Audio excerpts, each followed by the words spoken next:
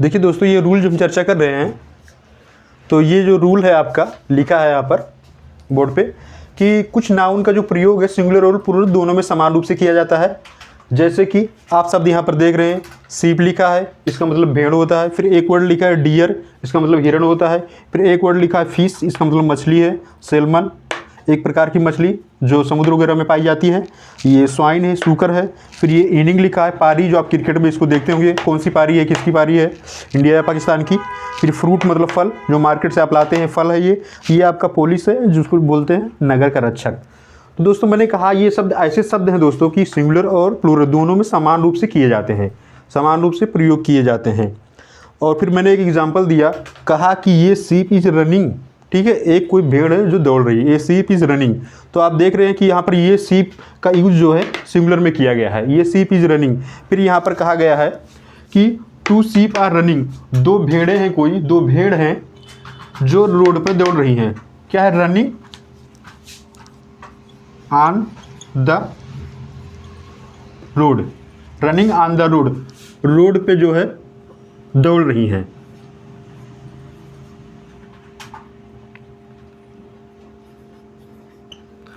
Road पे दौड़ रही हैं। तो यहाँ तक मैंने चर्चा किया, मुझे उम्मीद है इस रूल को आप समझ गए होंगे।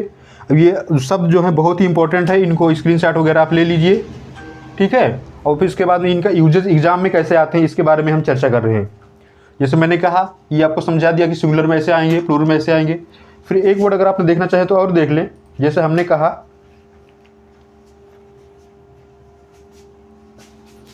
कहा, जैसे फर्स्ट इनिंग, फर्स्ट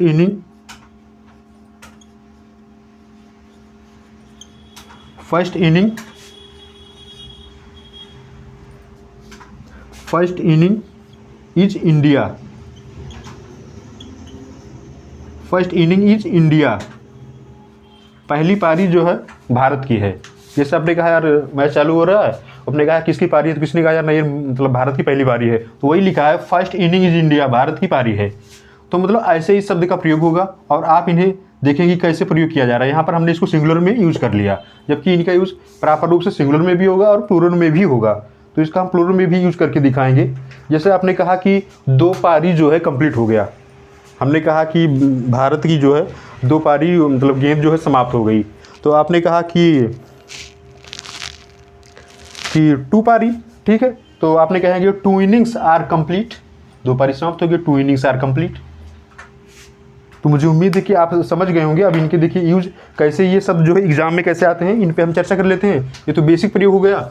अब देखिए एग्जाम की दृष्टि से कैसे आते हैं, एग्जाम में कैसे आते हैं, इसके बारे में हम चर्चा कर लेते हैं।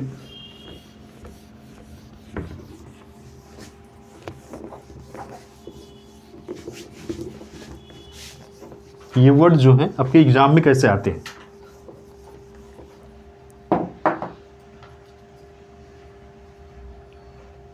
जैसे हमने कहा the police,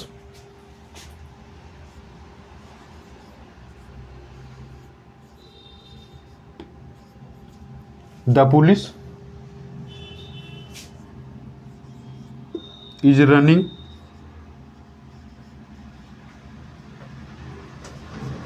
The police is running after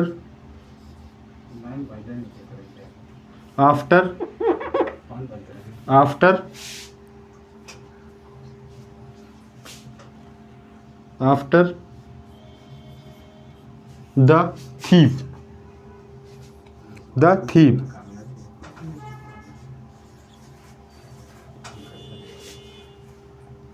thieves। ये पार्ट आपका ये हो गया, ये पार्ट आपका बी हो गया, ठीक है। और ये पार्ट यहाँ पर सी आ गया, यहाँ पर डी आ गया। अब देखिए ये एग्ज़ाम में आए हुए प्रश्न है, आए हुए क्वेश्चन है, एग्जाम में आए हुए क्वेश्चन लिखा है the police is running after the thieves. तो आप देख रहे हैं इस शब्द को जो यूज है द पुलिस का, आपने कैसे कर लिया यूज।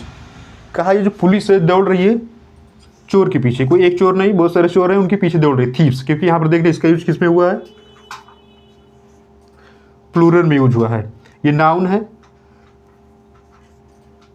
ठीक है, पीएन बोले तो प्लूरल नाउन है, इज हुआ। तो अब इस प्लूरल के अकॉर्डिंग यहाँ पर जो इज आया है यहाँ पर रॉन्ग हो जाएगा, क्योंकि कोई एक चोर तो है नहीं, बहुत सारे चोर है, तो इसके अकॉर्डिंग यहाँ पर आप क्या रखेंगे, यहाँ पर आप सब जो लगाएंगे वो आर हो जाएगा। वैसे भी मैंने एक आपको रूल बताया है कि जैसे कुछ नाउन है, अगर उसमें आप दा लगा देते हैं तो वो मतलब प्लूरल वर्ड देने लग जाते हैं, तो वहाँ से भी आप चेक करना चाहें तो भी दा लग गया तो भी प्लूरल मीनिंग देगा, तो भी आप यहाँ पे सही कर देंगे लगा करके, ठीक है। तो मुझे उम्मीद है कि आप समझ गए होंगे कि एग्ज़ाम में कैसे आते हैं। और एक दो प्रश्न क्वेश्चन देखिए एग्ज़ाम के।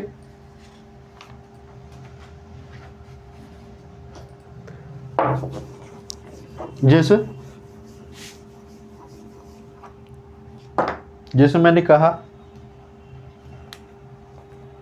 I bought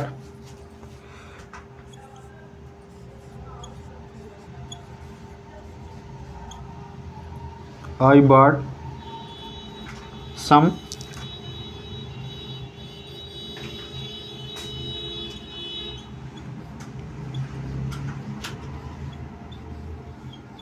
I bought some vegetables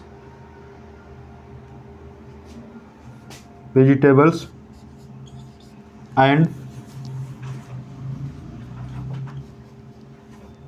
fruit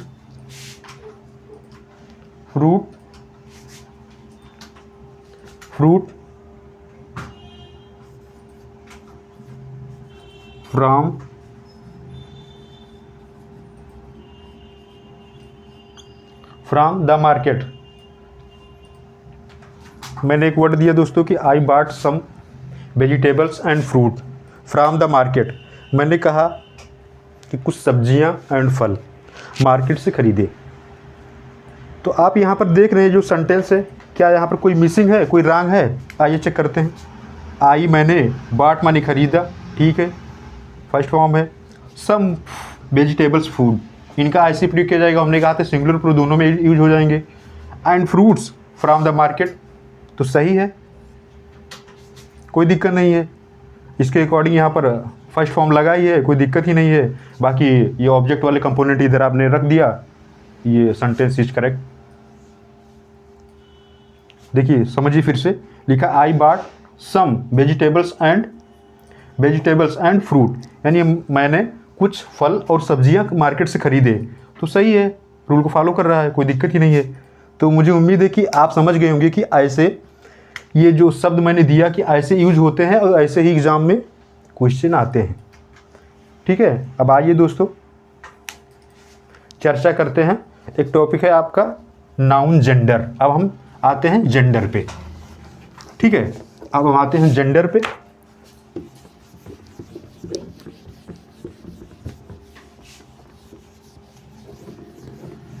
gender क्या है दोस्तों? जेंडर किसे कहते हैं? हिंदी मीनिंग आप जानते होंगे। जेंडर का मतलब लिंग होता है। जेंडर है क्या चीज? ये एक दोस्तों सामाजिक अवधारणा है। क्या है? सामाजिक अवधारणा है, मान्यता है, जिसके द्वारा हम स्त्री या पुरुष की पहचान करते हैं कि ये स्त्री है, ये पुरुष है।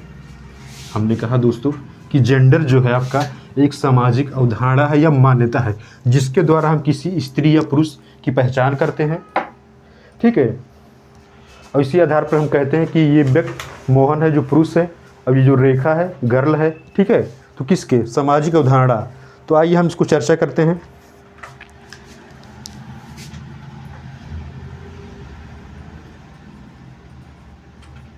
जेंडर नाउन का ही टॉपिक है, उसी के अंतर्गत है जेंडर। इसका मतलब होता है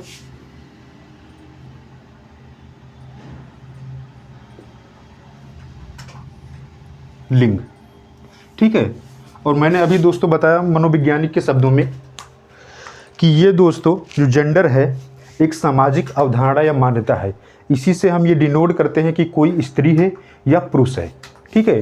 ये मनोविज्ञानिक की भाषा में रहा। अब आप देखिए इंग्लिश में इसे क्या कहा जाता है। इंग्लिश में इसका परिभाषा लीजिए, तो मान लो हिंदी में हो गया, इंग्लिश में इसे क्या कहते हैं? इसका डिफिनेशन है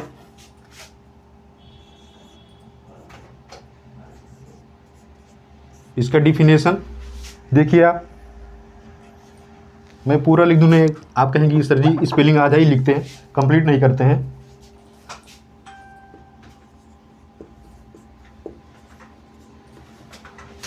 डिफिनेशन, ठीक है, इसका मतलब परिभाषा होता है। इसका परिभाषा आप समझिए इंग्लिश में क्या होता है, हिंदी में तो मैंने बता दिया।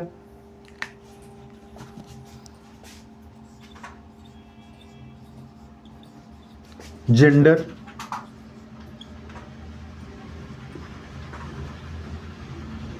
जेंडर डिनोट, क्या डिनोट करते हैं ये?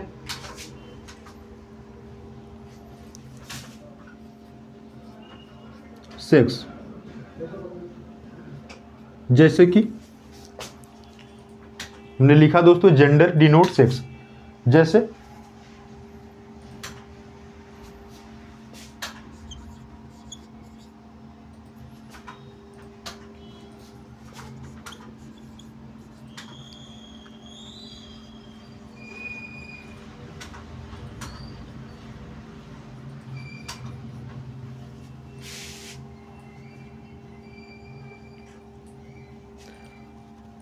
हमने कहा दोस्तों gender denote sex whether male अथवा फीमेल, कोई पुरुष या महिला हो, ठीक है, कोई पुरुष या महिला हो,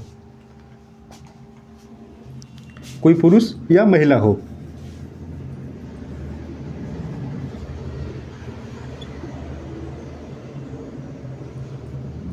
कोई पुरुष या महिला हो, ठीक है दोस्तों। कंप्लीट परिभाषा हो गया कि gender denote sex whether one is male अथवा फीमेल, कोई एक पुरुष होगा या महिला होगी। जेंडर यही बताएगा कि वो पुरुष है या महिला है। और जेंडर के कितने पार्ट होते हैं इसके बारे में हम चर्चा करेंगे।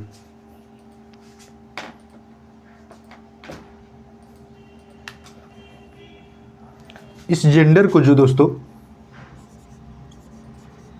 इसे 4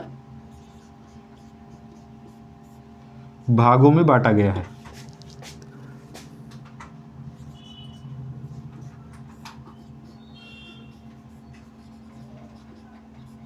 मैंने कहा दोस्तों कि इस जेंडर को लिंग को 4 भागों में बांटा गया है,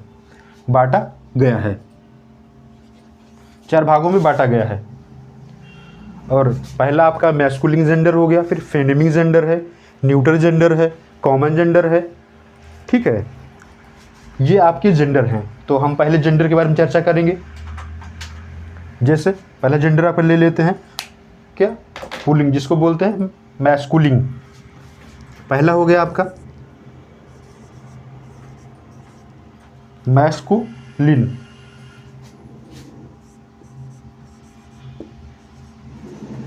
ये आपका masculine gender.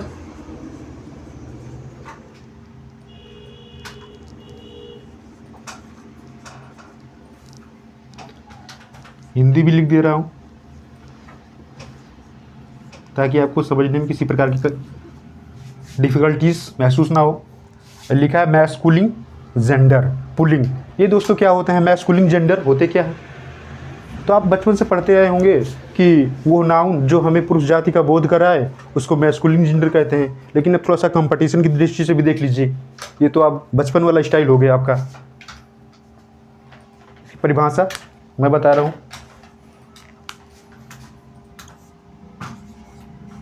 It denotes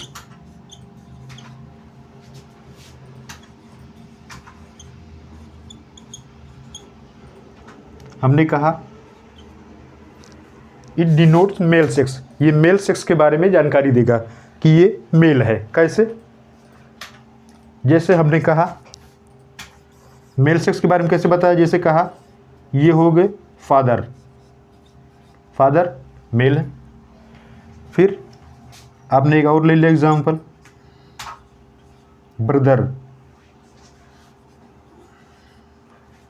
brother हो गया। फिर आपका हो गया हस्बैंड हो गया। फिर एक वर्ड हमने ले लिया दोस्तों अंकल, अंकल ले लिया।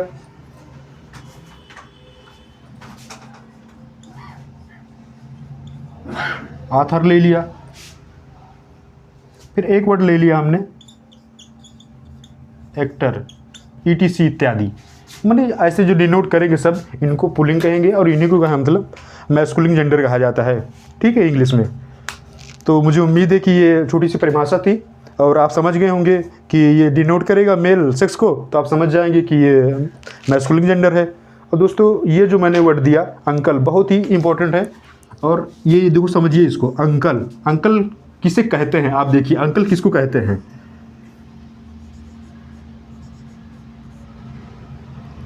चाचा हो गया, ये प्राइमरी लेवल है, फिर भी मैं आपको बता रहा हूँ कि पढ़ा रहा हूँ तो बताना हर कोई ज़रूरी है।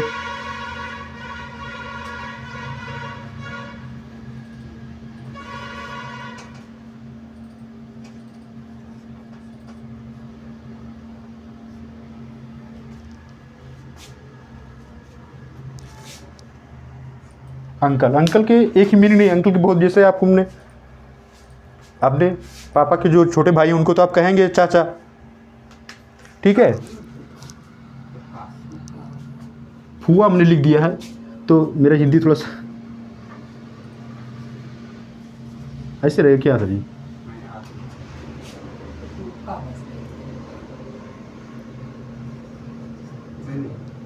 तो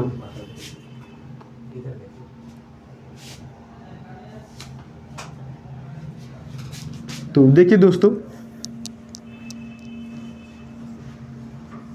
ये हो गया। मतलब अंकल कोई एक ही नहीं, अंकल का मतलब मीनिंग बहुत, जैसे आप चाचा को भी तो अंकल कहते हैं, आप मामा को भी अंकल कह सकते हैं, मौसा को भी अंकल कह सकते हैं, और आपके फूफा को भी आप अंकल कह सकते हैं, और ताऊ को भी कहीं कहीं आपको मिलेगा अंकल कहने को, ठीक है। ताऊ को लोग इंग्लिश में अंकल ही कहते हैं लोग। तो बस जस्ट इसका अपोजिट कर दोगे, आंटी कर दोगे, तो आंटी का भी इतना ही मीनिंग निकल के आया जितना मैंने दिया है आपको। तो ये प्राइमरी लेवल की बातें रही, लेकिन मैंने आपको से शेयर किया। और अब देखते हैं कुछ नेक्स्ट इसके बारे में। दूसरा जो आपका है जेंडर है फेमिन जेंडर। क्या होता है दोस्तों? स्त्रीलिंग।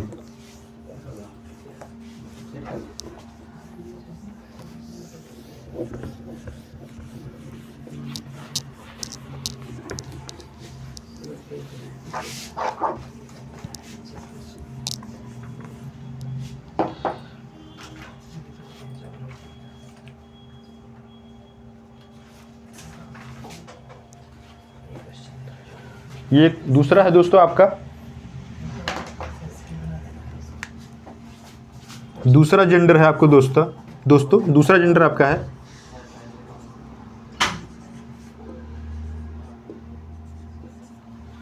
फेमिनिन इसको बोलते हैं, हिंदी में इसको बोलते हैं दोस्तों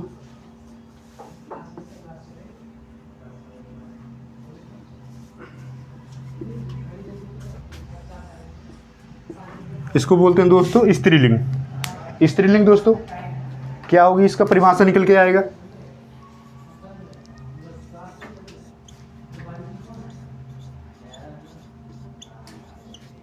इट डिनोट्स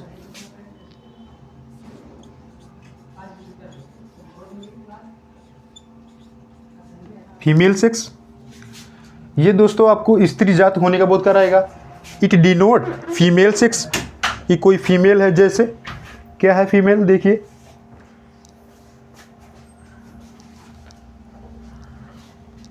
हमने यहाँ पर एक जेंडर नहीं लिखा, तो आप समझ जाएंगे कि ये जेंडर पढ़ा रहा हूँ तो जेंडर के बारे में ही चर्चा हो रहा है।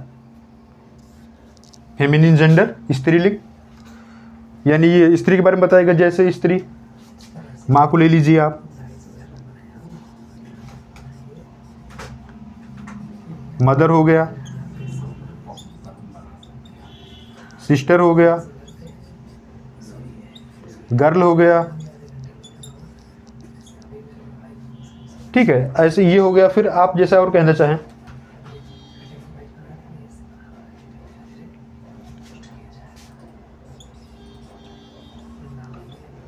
वाइफ है। फिर अभी हमने बताया अंकल का एंटोनिम आंट, ये हो गया आपका। दोस्तों एक वर्ड लिखा है लेस, LASS, लेस का मतलब जानते हो क्या होता है दोस्तों? यही होता है। अब एक वर्ड है आपका नीस। नीस का मतलब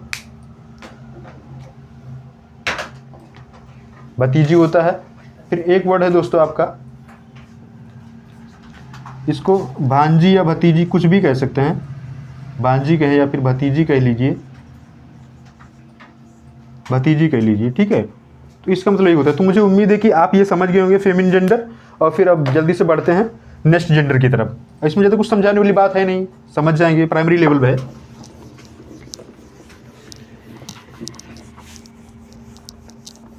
छोटी छोटी बातें हैं।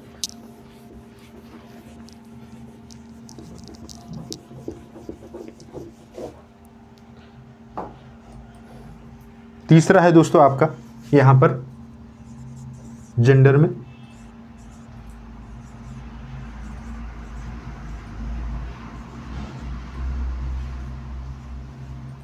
लिखा है दोस्तों कॉमन जेंडर। क्या लिखा है? Common gender. कॉमन का मतलब उभयनिष्ठ, जो दोनों में कॉमन हो, वही तो है उभयनिष्ठ।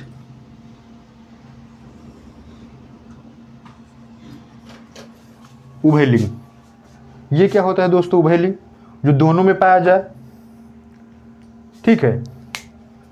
अब दोनों में कैसे, देखिए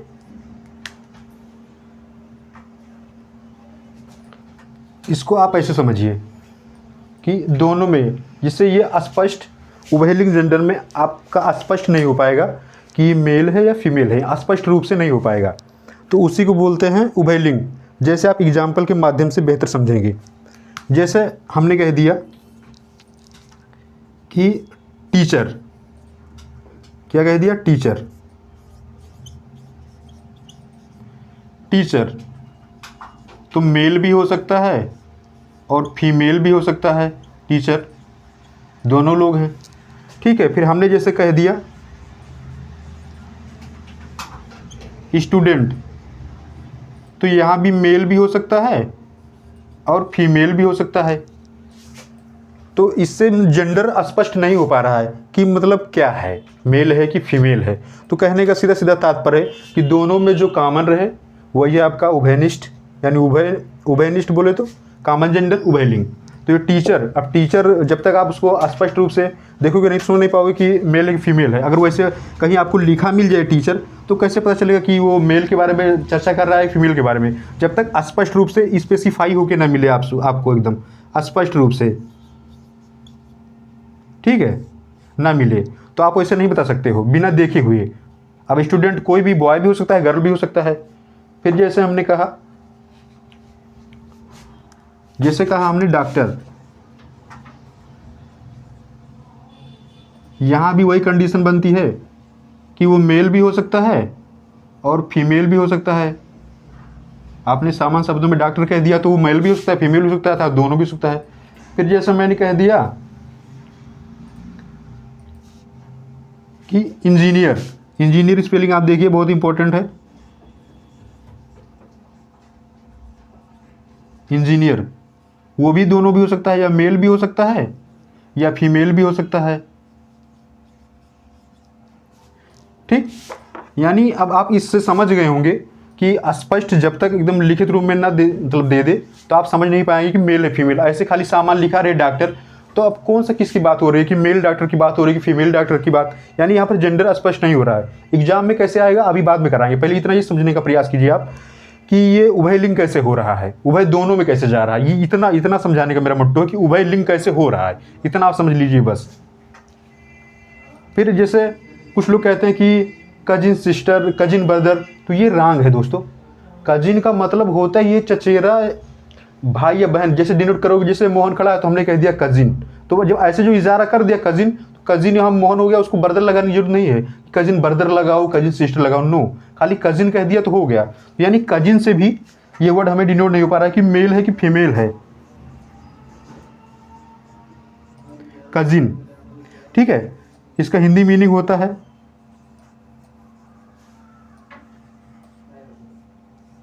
चचेरा। तो यानी इन सब जेंडरों से जो मैंने आपसे चर्चा किया, तो इनसे ये क्लियर नहीं हो पा रहा है कि कौन मेल है कौन फीमेल है।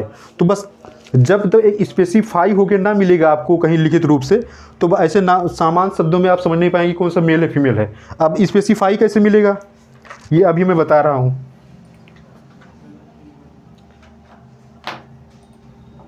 ये आप समझ लिए कि उभयलिंग कैसे होता है, इतना आप जान गए। अब एग्जाम में जब आए कराऊँ क्वेश्चन तो आप समझ जाएंगे कि हाँ चर्चा कैसे हो रही है। यानी 3 जेंडर आपके कंप्लीट हो गए। अब हम बात करेंगे चौथे जेंडर की।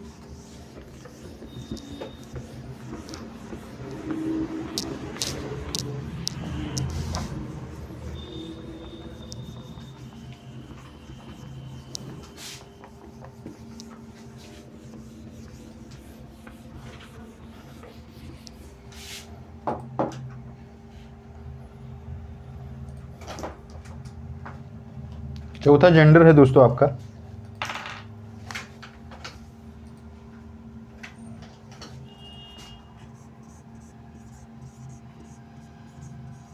न्यूटर। ये जेंडर लिखा है, इसको क्या बोलते हैं दोस्तों, हिंदी में आप सब इसे कहते हैं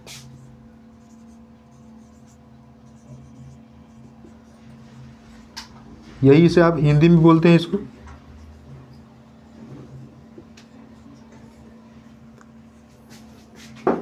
नपुंसक लिंग।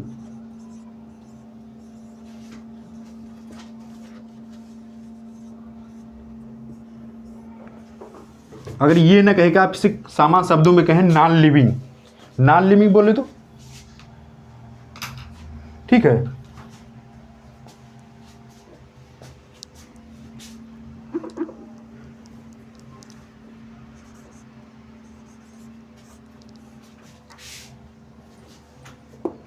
ये वो होता है दोस्तों हिंदी इसका नॉन लिविंग। नॉन लिविंग बोले तो ऐसा जिसमें जान ना हो, बेजान, ठीक है, नॉन लिविंग थिंग, बेजान चीज़ें। जैसे इसका परिभाषा देखें, वैसे आप समझ गए होंगे कि न्यूट्रल किसे कहते हैं। जैसे हमने कहा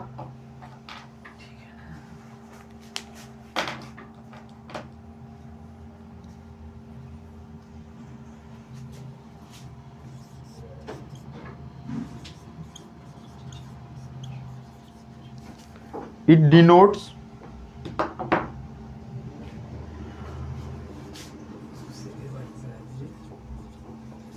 no sex।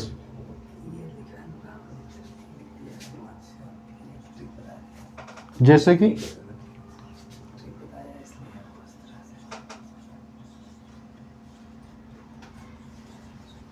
Non livings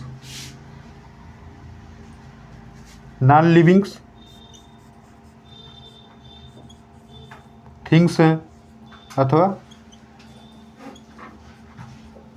matter. हमने कहा कि ये ऐसा बताएगा कि मतलब कोई वस्तु है, ठीक है, नॉन लिविंग थिंग, बेजान है या कोई बेजानदार पदार्थ है। वैसे पदार्थ बेजानदार ही होता है, तो मैं ऐसा ही बताएगा, ठीक है। न्यूट्रल जेंडर यही आपको इन्फॉर्मेशन देगा कि इट डिनोट्स नो सेक्स, जैसे कि आई का मतलब जैसे कि नॉन लिविंग थिंग्स अथवा मैटर। अब इसको आप समझिए हिंदी में कैसे, जैसे स्पष्ट एग्जाम्पल, ये क्या है, मार्कर। क्या है मार्कर, इसमें जान है नहीं है, किससे बना है, मेटल से। तो ये क्या हो गया मार्कर,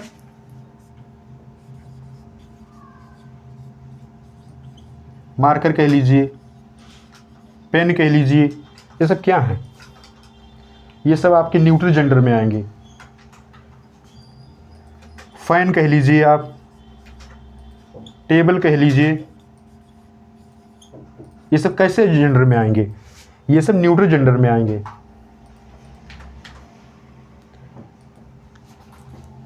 पेन है तो पेन के साथ में कॉपी भी चाहिए ना, तो कॉपी भी ले लीजिए। पेन है, कॉपी है, फैन है, टेबल है, इत्यादि। ईटीसी बोले तो इत्यादि, एक्सेट्रा होता है, इत्यादि, ठीक है। तो मुझे उम्मीद है कि ये जेंडर आप समझ गए होंगे। जो मैंने 4 प्रकार के जेंडर बताए, आप 4 के चारों जेंडर समझ गए होंगे। अब कुछ इंपॉर्टेंट जेंडर में बताने जा रहा हूँ कि जिसका मेल कैसे होता है और फीमेल कैसे होता है, वो चीज़ आप समझिए। चारों जेंडर आपका कंप्लीट हो गया। मुझे उम्मीद है कि आप अच्छे से लिंग समझ गए होंगे। लिंग क्या है, अगर आपसे कोई पूछे तो आप ज़रूर बताइए कि ये एक सामाजिक अवधारणा है या मान्यता है, जिससे ये डिनोट होता है कि ये मेल है या फीमेल है, पुरुष है या महिला है, ठीक है, मनोविज्ञानिक के अर्थों में। इंग्लिश में तो आपने जान ही लिया, देख ही लिया भली भांति रूप से कि जेंडर क्या होता है, जेंडर क्या होता है। अब कुछ हम इम्पोर्टेंट चर्चा करेंगे मेल और फीमेल जेंडर के बारे में, जो आपके एग्जाम में यहाँ से हर बार पूछा जाता है। और एक दे देगा, उसका पूछ लेगा कि इसका फीमेल बताइए, इसका मैस्कुलिन बताइए। तो उन शब्दों को आप देख लीजिए जो बहुत ही इंपॉर्टेंट है। जैसे हमने कहा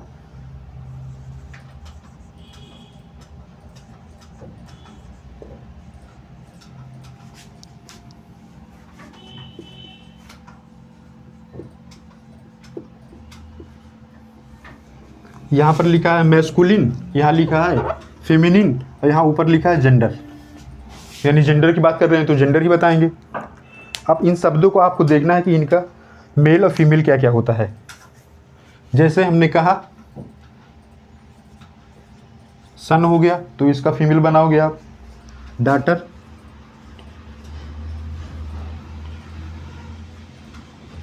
डॉटर हो गया। फिर जैसे हमने कहा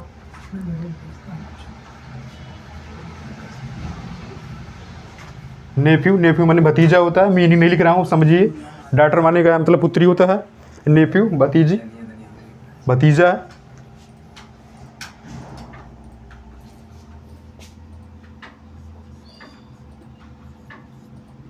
नीस भतीजी हो गया। फिर एक वर्ड है जैसे आपका मास्टर है,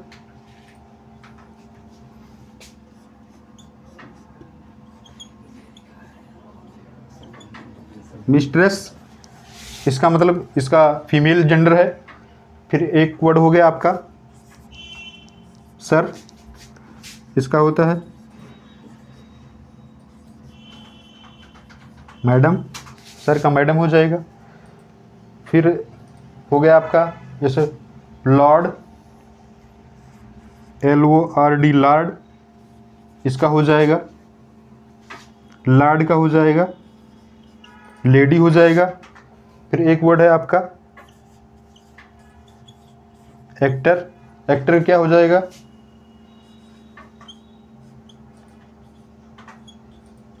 एक्ट्रेस हो जाएगा। फिर जैसे पोएट है, पोएट, इसका क्या हो जाएगा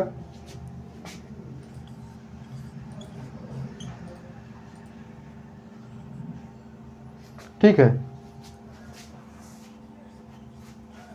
यानी ये जो शब्द मैंने लिखा बहुत ही इंपॉर्टेंट है, इनको आप ध्यान से देख लीजिए, ठीक है। इनको आप जल्दी से फोटो वगैरह खींच लीजिए। फिर कुछ नेक्स्ट वर्ड बचे हैं उनको मैं दे दूं, एक बार रिवीजन करवा दे रहा हूँ। जैसे आपसे कहा जैसे सन, सन का बताइए फीमेल, तो आप डॉटर कहेंगे। नेफ्यू, नेफ्यू का नीस कहेंगे। मास्टर का मिस्ट्रेस हो जाएगा। सर का मैडम है। लॉर्ड का लेडी हो जाएगा, ठीक है, लॉर्ड, लॉर्ड का लेडी हो जाएगा। एक्टर का एक्ट्रेस हो जाएगा। पोएट का पोएटेस हो जाएगा। फिर जल्दी से कुछ नया वर्ड रह गए हैं, उनको भी आप जल्दी से नोट कीजिए।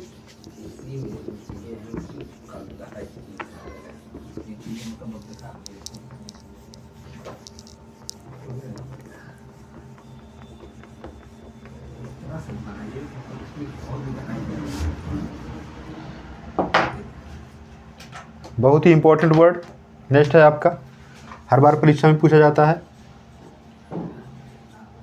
रैम मतलब नर भेड़ होता है, रैम लिखा है, इसका मतलब नर भेड़ है।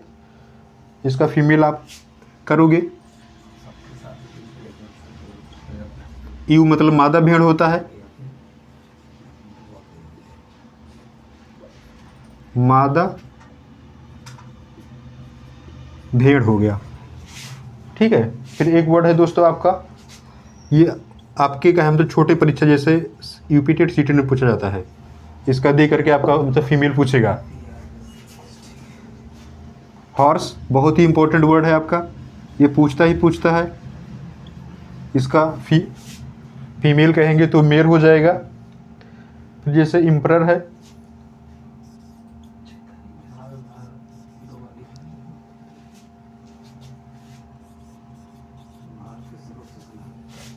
इम्परर्स इसका मतलब सम्राट होता है, सम्राट।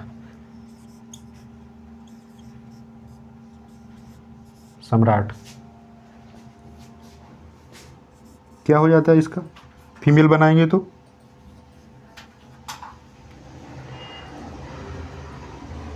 ये इसका फीमेल हो गया, ठीक है।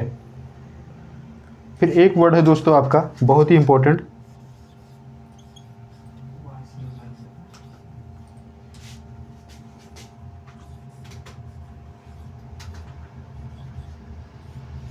लिखा है ब्राइड ग्रूम। इसका मतलब होता है दोस्तों दूल्हा, अब इसका हो जाएगा फीमेल बनाएंगे तो ब्राइड, दुल्हन। फिर एक वर्ड है दोस्तों आपका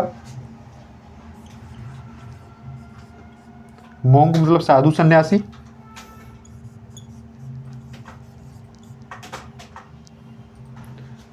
ठीक है,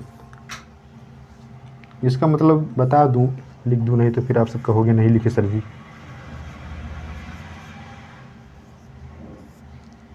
इसका ये हो जाएगा अपोजिट, आप समझ जाएंगे। मॉन्क हो गया साधु, इसका फीमेल जानिए, बहुत इंपॉर्टेंट है,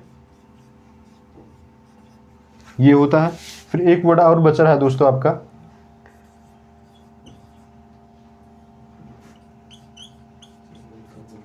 पीकॉक।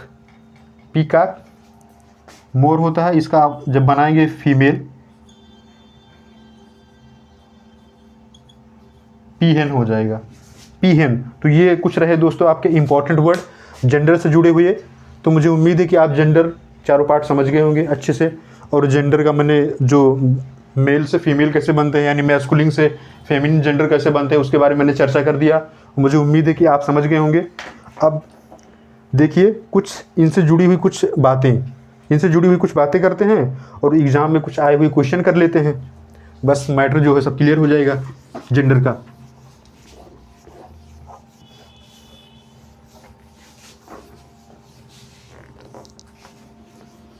मुझे उम्मीद है कि आप जेंडर को अच्छे से समझ गए होंगे।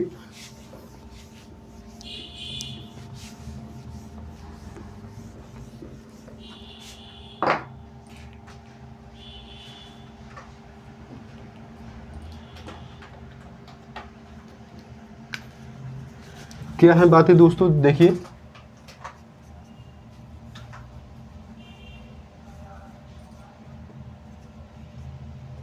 एग्जाम पॉइंट हमने कहा,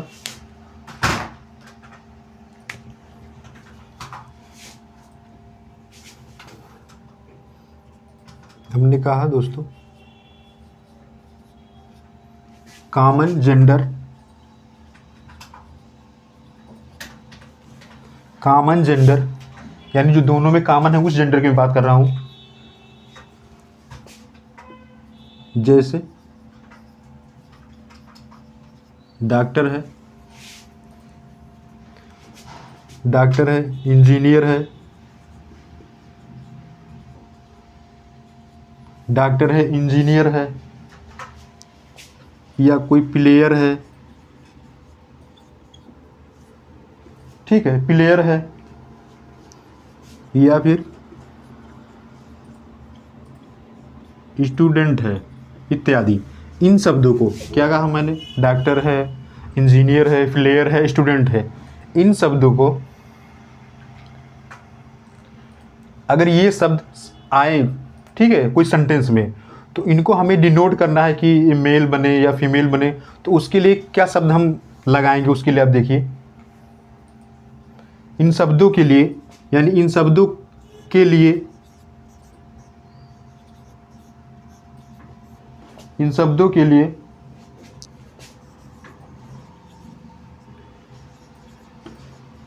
प्रोनाउन के रूप में आप ही या सी, इन शब्दों को डिनोट करने के लिए आप प्रोनाउन के रूप में चाहे ही ले लीजिए या सी ले लीजिए।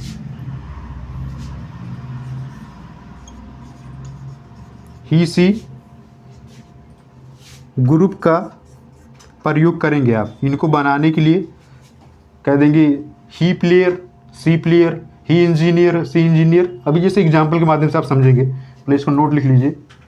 इनका प्रयोग होता है हमने कहा दोस्तों ये जो कॉमन जेंडर है, जो कॉमन जेंडर है, इनको डिनोट करने के लिए आप इनके ग्रुप में ही या सी प्रोनाउन के रूप में यूज कर लेंगे। जैसे इनका ग्रुप जैसे ही हो गया, जरूरत पड़ी तो ही लगा लिया इसका। अगर ऑब्जेक्टिव केस मांग रहा है तो आप ऑब्जेक्टिव केस इसका लगा देंगे आप। और पॉजेसिव की बात कर लिया तो पॉजेसिव भी आप लगा देंगे। इसका भी देख लीजिए, सी ये सब्जेक्टिव केस हो गया। इसका अगर ऑब्जेक्ट की बात करें कि ऑब्जेक्टिव केस में चाहिए तो इसका भी आप यूज कर लेंगे अपने टेंस के अकॉर्डिंग। तो मुझे उम्मीद है कि आप सीख गए होंगे कि अगर शब्द आएगा मतलब सेंटेंस में तो हम कैसे प्रोनाउन का मदद ले करके इनको हम सेंटेंस को कैसे डिनोट करेंगे, यानी इन सेंटेंसों को कैसे हम डिनोट करेंगे। देखिए एग्जाम्पल के माध्यम से समझने में, एग्जाम्पल के माध्यम से समझिए।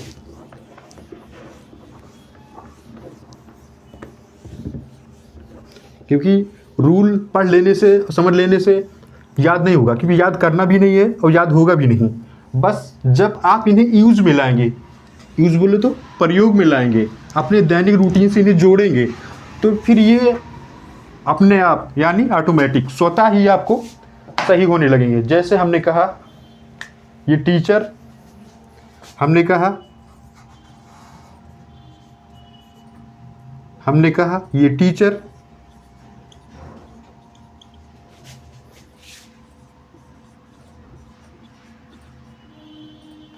ये टीचर शुड टीच,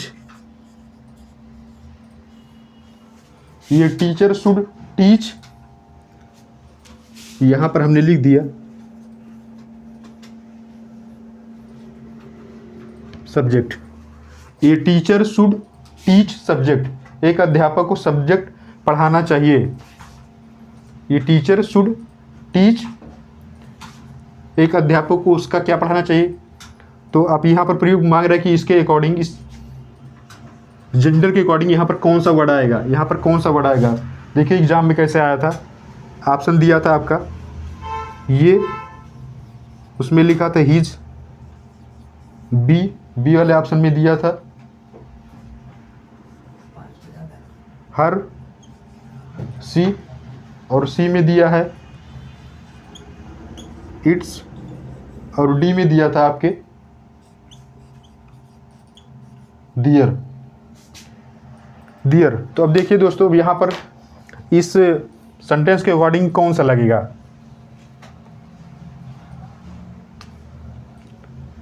जैसे इस सेंटेंस से डिनोट हो रहा है कि कोई टीचर है, कह रहा है ही टीचर शुड टीच सब्जेक्ट, एक टीचर को अपने सब्जेक्ट पढ़ाना चाहिए, उसके, किसके, हर, इट्स, डियर। तो जहाँ तक मुझे उम्मीद है कि यहाँ पर डिनोट हो रहा है कोई मेल टीचर है और उसको अपने बच्चे को सब्जेक्ट पढ़ाना चाहिए, किसके अकॉर्डिंग, हिज, उसके अकॉर्डिंग। इस सेंटेंस से उम्मीद लग रहा है कि ये पुरुष की बोध करा रहा है, तो इसलिए यहाँ पर इसका क्या मांग रहा है, ऑब्जेक्टिव केस मांग रहा है। ऑब्जेक्टिव केस होना चाहिए, यहाँ पर सब्जेक्टिव अपने प्रयोग कर लिया, ये वर्ब आ ही गई, तो अब इसके बाद में ऑब्जेक्टिव केस हमें चाहिए ही चाहिए। टीच मैंने पढ़ाना हो गया, तो क्या चाहिए, हिज, तो यहाँ पर ये ऑप्शन सही हो जाएगा। मुझे उम्मीद है कि ऐसे ही जेंडर से क्वेश्चन आपके एग्जाम में आते हैं। तो आप जेंडर भी समझ गए होंगे और इसका रूल भी देख लिए होंगे।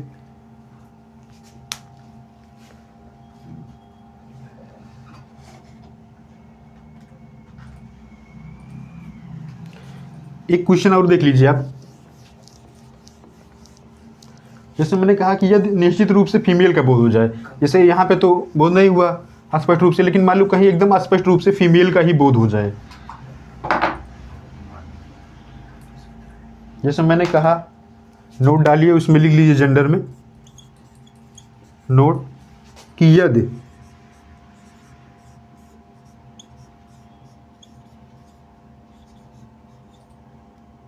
निश्चित रूप से, यदि निश्चित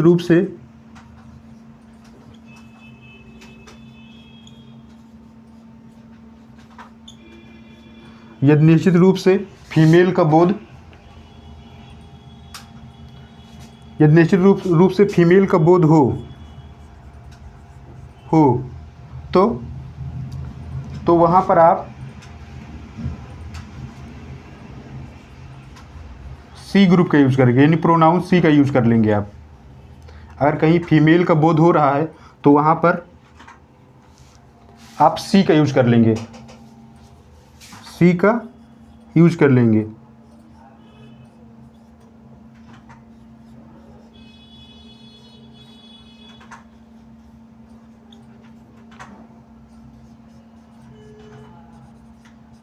मैंने कहा दोस्तों कि अगर कहीं सेंटेंस में निश्चित रूप से क्या है, मतलब फीमेल का ही बोध हो तो वहाँ पर आप सी ग्रुप का यूज़ कर लेंगे।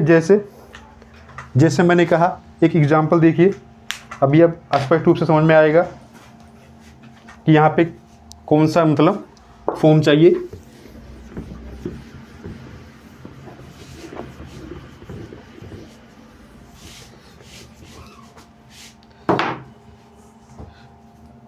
जैसे मैंने कहा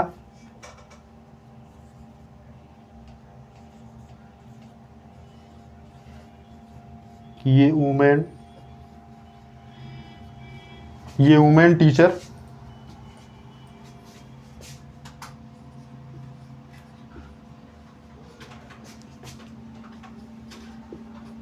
women teacher should not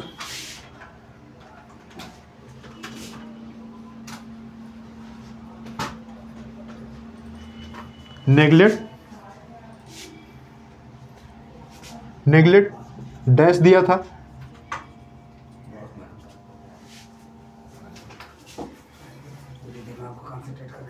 safety. हमने कहा दोस्तों, एक सेंटेंस दे दिया, हमने कहा कि ए वुमेन टीचर, दोस्तों ध्यान दीजिए, मैंने कहा कि ये women teacher should not neglect dash dash dash safety, यानी एक कोई लेडी टीचर है तो उसके क्या है मतलब जो सेफ्टी है, सुरक्षा को लेकर के आपको नकारना नहीं चाहिए। नेग्लेक्ट का मतलब होता है नज़रअंदाज कर देना, ध्यान न देना, ठीक है। नेग्लेक्ट का मतलब यही होता है कि नज़रअंदाज कर देना, ध्यान न देना, नेग्लेक्ट। तो अब देखिए यहाँ पर एकदम ये जेंडर डिलीट हो रहा है कि हम फीमेल की ही बात हो रही है। यहाँ पर इस जेंडर से पता चल रहा है कि जो सेंटेंस बता रहा है यहाँ फीमेल जेंडर की ही बात हो रही है। तो आप फीमेल के अकॉर्डिंग आप यूज कर लीजिए, फीमेल के अकॉर्डिंग आपने यूज कर लिया सी।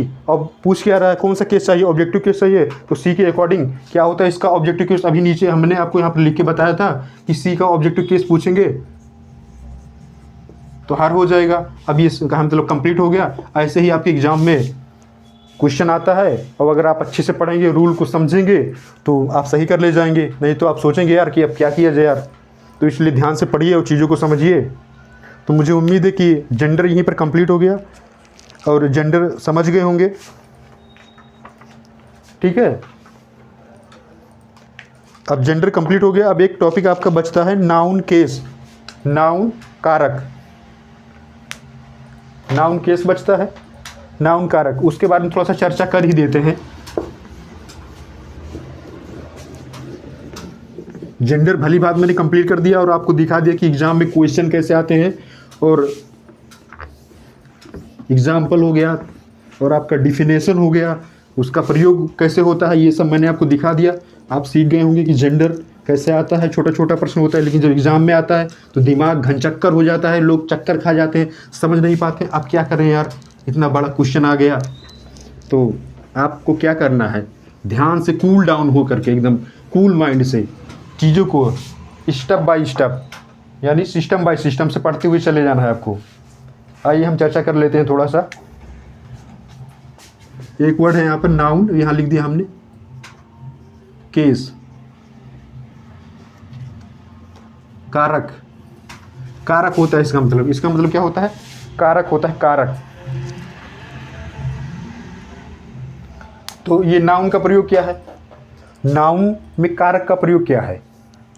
इसका प्रयोग नाउन जो केस है इसका प्रयोग प्रोनाउन से संबंध करने के लिए, संबंध यानी रिलेशन बताने के लिए कि मोहन का संबंध सोहन से क्या है।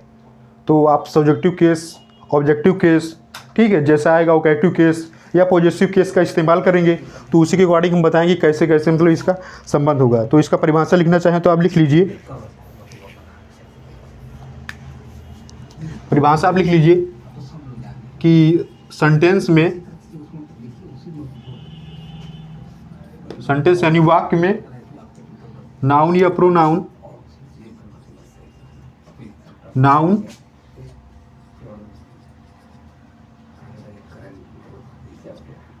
ठीक है, नाउन या प्रोनाउन, नाउन या प्रोनाउन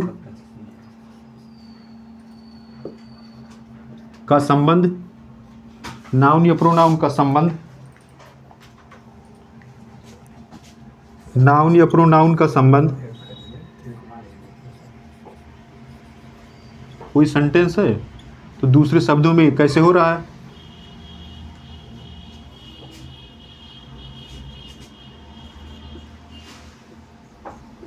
ने कहा कि नाउन या प्रोनाउन का संबंध वाक्य के दूसरे शब्दों के साथ बताता है कि इसका संबंध क्या है।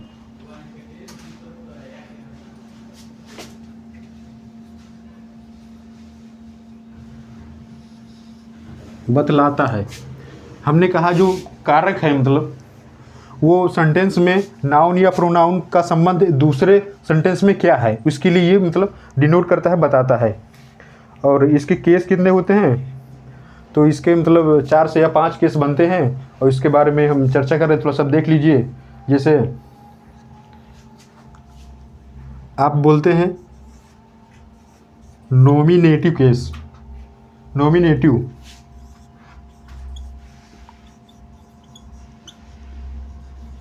नॉमिनेटिव केस या इन्हीं को आप कह सकते हैं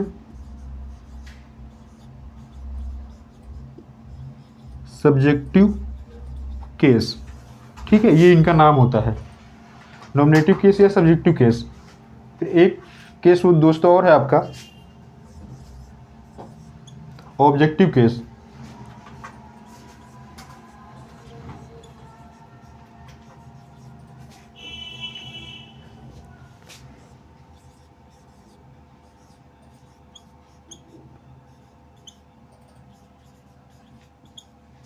क्या है दोस्तों आपका एक्यूस्टिव केस या ऑब्जेक्टिव केस, ये नाम है, बस आप सीख लीजिए। तीसरा आपका हो गया यहाँ पर जेनेटिव। क्या है दोस्तों जेनेटिव, जेनेटिव कह सकते हैं इसे या फिर इसको पॉजेसिव।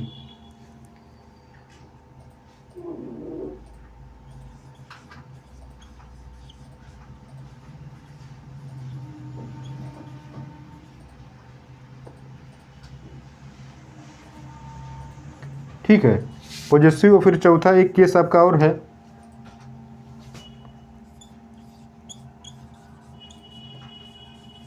ओकेटिव केस। ये ओकेटिव केस क्या होता है?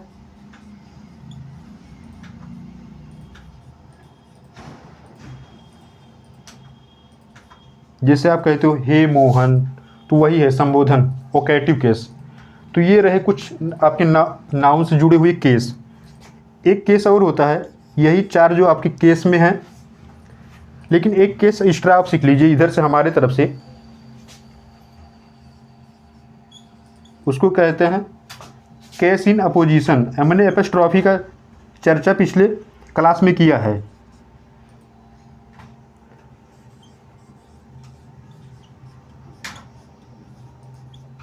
केस इन अपोजिशन, तो ये आपके 4 का है मतलब केस हो गए नाउन से जुड़े हुए। नॉमिनेटिव केस जिसको बोलते हैं सब्जेक्टिव केस, और फिर ये आपका एक्यूस्टिव केस जिसको बोलते हैं ऑब्जेक्टिव केस, फिर ये आपका हो गया जेनेटिव केस, पॉजेसिव केस, फिर यहाँ पर एक हो गया ओकेटिव केस, संबोधन केस, और ये आपका हो गया केस इन अपोजिशन। अब इससे जुड़ी हुई कुछ बातें हम चर्चा कर लेते हैं, थोड़ा सा एक रूल डिस्कस तो कर ही दें।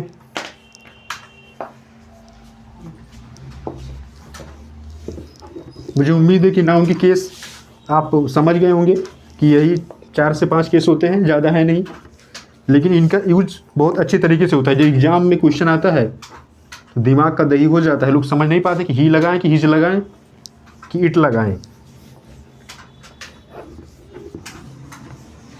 जब अच्छे से पढ़ोगे तो सब कुछ समझ में आएगा।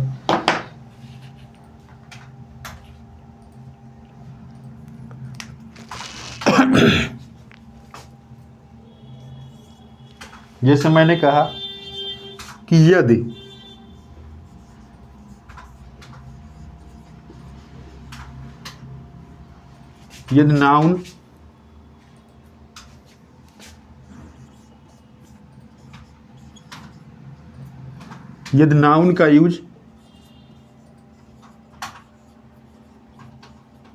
यदि नाउन का यूज सब्जेक्ट की तरह हो